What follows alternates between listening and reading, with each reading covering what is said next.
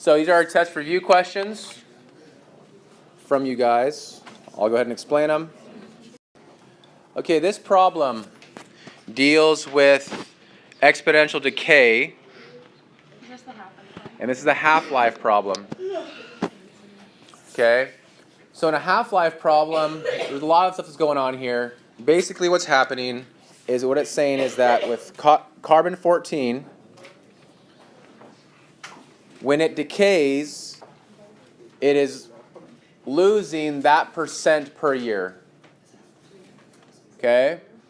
Which means it retains this 99.98% per year. And the question is if you started with 1 million atoms,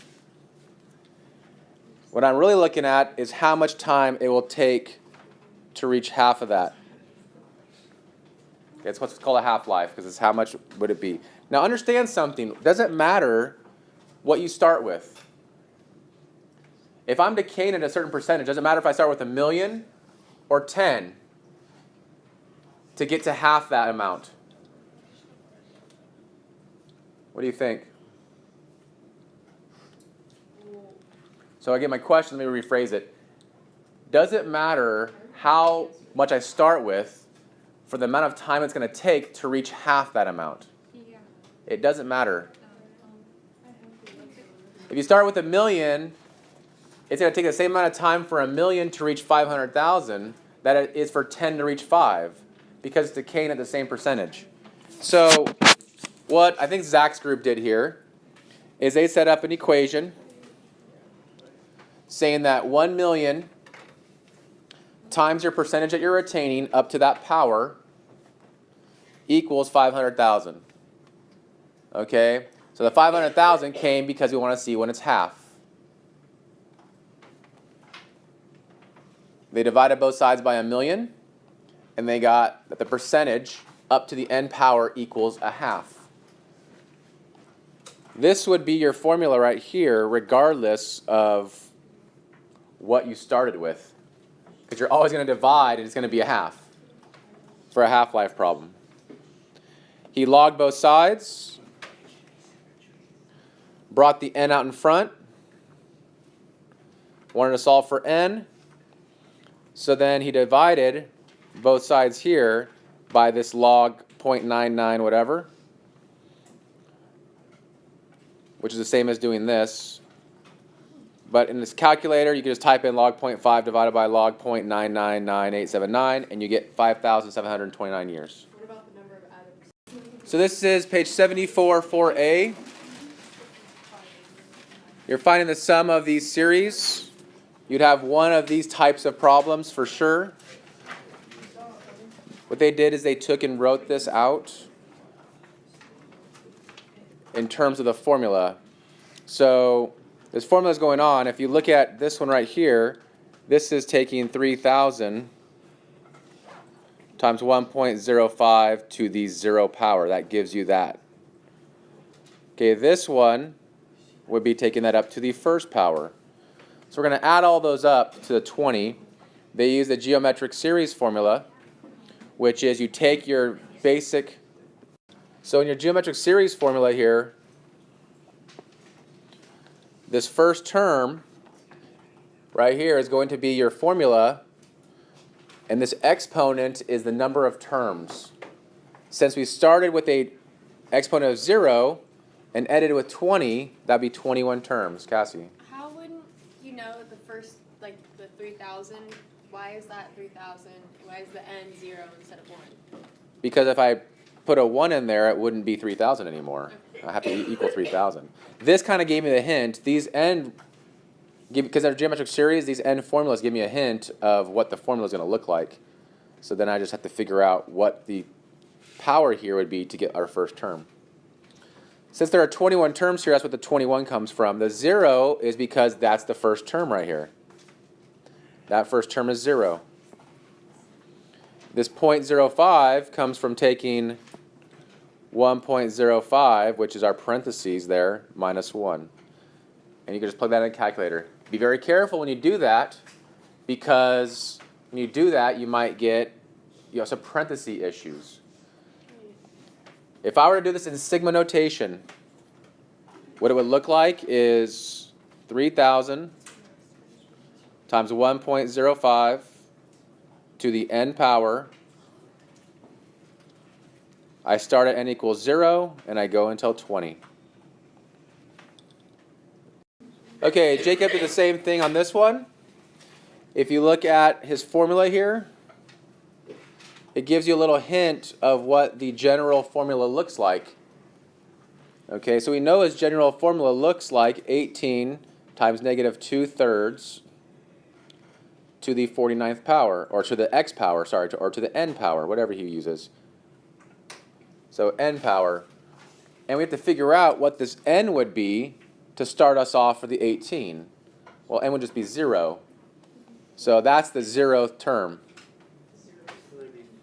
So that means there will be 50 terms. That's where this 50 right here came from. If we started at 0 and went to 49, it'd be 50. So that's why he started with that. Minus the first term, which was the 0 term, divided by the parentheses, negative 2/3 minus 1. Does it always start at 0? No. Is that why you know? No, I don't know that. You know that it starts at 0. Because 18 times negative 2/3 to some power equals 18, it has to be 0. Anything to the 0 power is 1. Have to, like, guess and check and That's not really guessing, that's just arithmetic. I'm plugging in a 0 here. I know that's 1. That, like, figure in the, what is that? Is that an n? Is that an n? It's an n. Okay. Okay? Again, it doesn't ask me for sigma notation, but a lot of you need help with that. So I'm going to give you sigma notation, which would be sigma of your general formula. Again, it's going from 0 to 49. Okay, on C here, they're giving us sigma notation. So Wait, is this still 74? this is 74 number 5. On this one, they're giving us sigma notation, and they want you to expand it. We're going to expand it first, and then find the sum.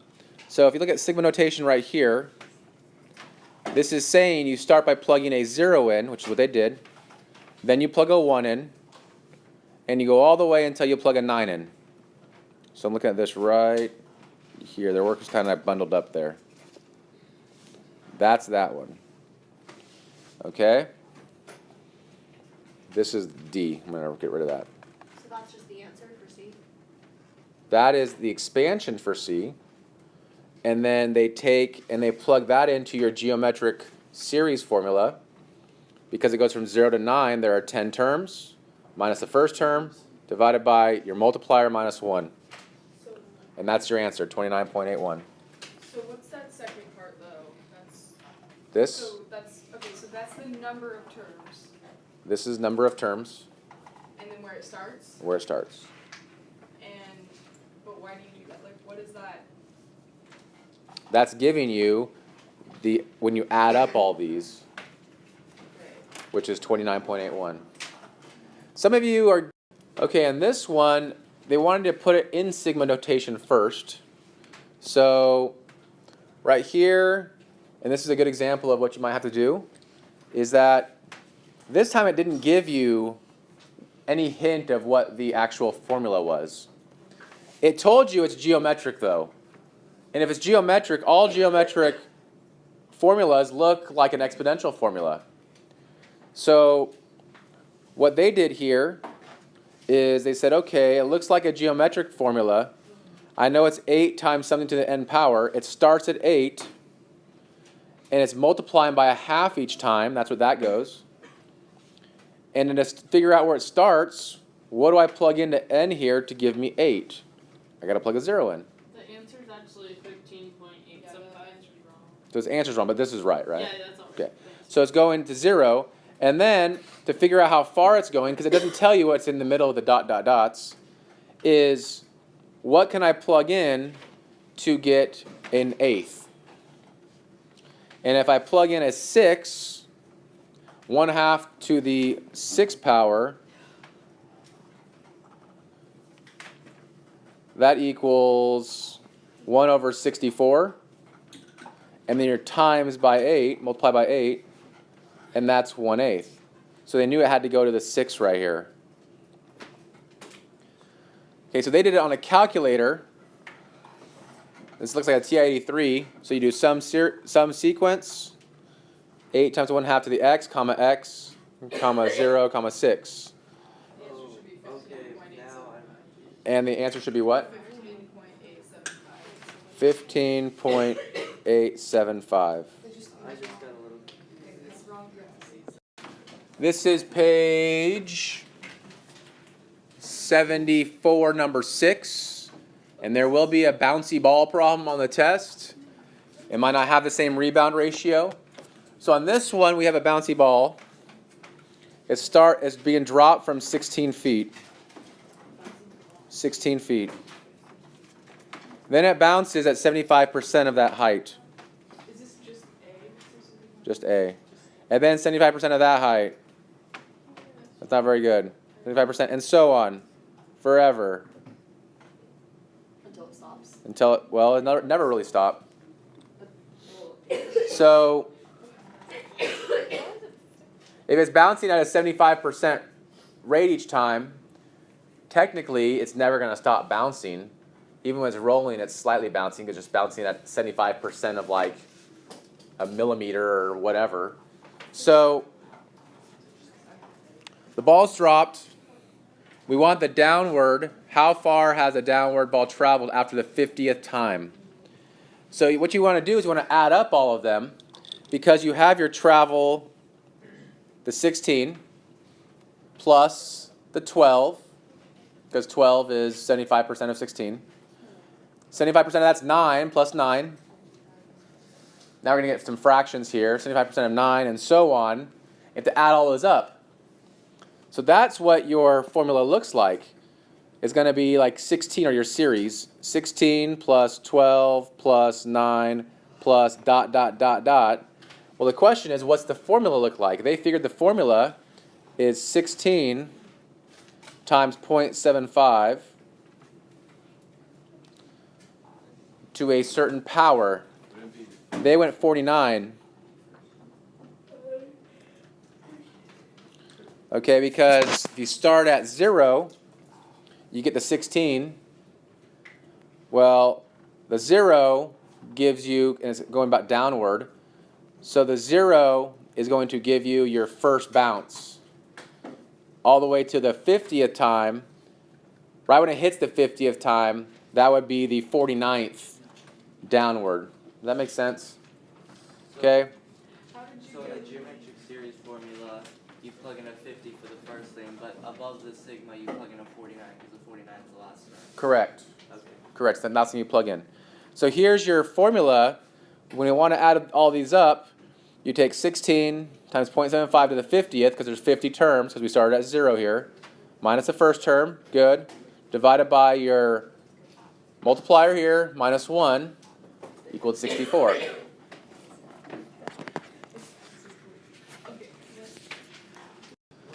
All right, on this one, they're using the formula. So the question is, how far upward and downward combined have they traveled? All right. They're going to be slightly off here because they use the 49 instead of the 50, which is fine because your difference off is going to be like 1/10,000th. So it's not going to be a huge difference. And they just figure that's 64. So the difference between a 49 and a 50 here is not hardly anything. It's just going to be like, it's still going to be 64. So what they did is they said, going back to your picture, what's going on here? They said, well, if it's 64 for the total downward, okay? It's 64 for the total downward. If we multiply that by 2, there's an upward for every downward. Okay, kind of. There's one problem. So on all of these ones, there's an upward for every downward. So every single one of these bounces right here. There's an upward for every downward. So let's multiply by 2. But they took the total amount, which included this 16, and that doesn't have an upward of 16. So they subtracted a 16 from that. That make sense?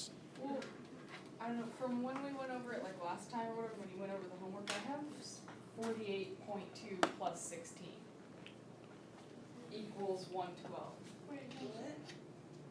Is that 48 times 2? That must be So, times then. You still have 112, right? Yeah. Okay, so here's the difference. When I did it before, so here's the two things they're doing. They're saying, I'm going to take all of these bounces, the whole thing. I'm going to double it because there's an up and a down. But since there's not a down for this first one, I'm going to subtract the 16.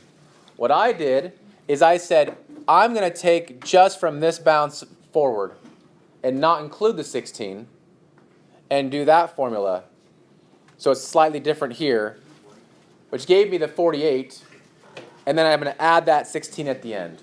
But So there's two ways you can do it, really. for this way though, what he did is he just took the ending, the answer, which is basically rounded to 64, and then multiplied it times 2, Yes. minus 16. Minus 16 because there's not a downward for this first upward. This should be the last one.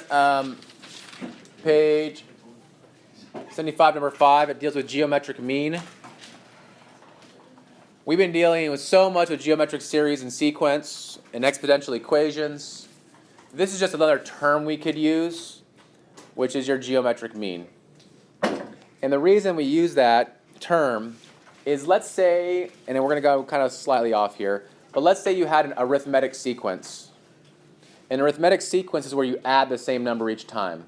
So let's say we had an arithmetic sequence which is, let's go 4 plus 5 is 9, plus 5 is 14, plus 5 is 19. And let's say this x right here is in the middle of your arithmetic sequence. Okay? To find x, because this is an arithmetic sequence, that's an arithmetic mean. And a mean, which you've known since probably 6th grade, is what? An average. So if I want to find x in an arithmetic sequence, which is a mean, I would just find the average, which I would add them together, divide by 2. Right? So that's what you've done. You just didn't know that's what it was called. And you didn't think of it in that term. Well, now we're dealing with a geometric sequence here. And in this case, we have 9 times something times the something again gives you 16. That's what we're doing right here. So what they did is they said, well, 9 times something, I'm going to call that b, times b again gives you 16. They did it in a t-table, which is fine. So the formula you can set up is 9 times b equals 16, which is 9b squared equals 16. And then they divide by 9. 16 divided by 9. Square root is 4/3. So now they know that b is 4/3. b is 4/3. So they took 4/3 of 9, 4/3 times 9, to give us 12. Okay, that is a longer way. There's a shortcut way. And your shortcut way is similar to this shortcut way right here. We could have went 19 plus something gives us, x, that kind of thing. Or 19 plus something gives us x, plus something again gives us 29, set an equation up. We can add them together, divide by 2. On this one, we can actually multiply 9 times 16 and then square root it. That's square root 144, which is 12.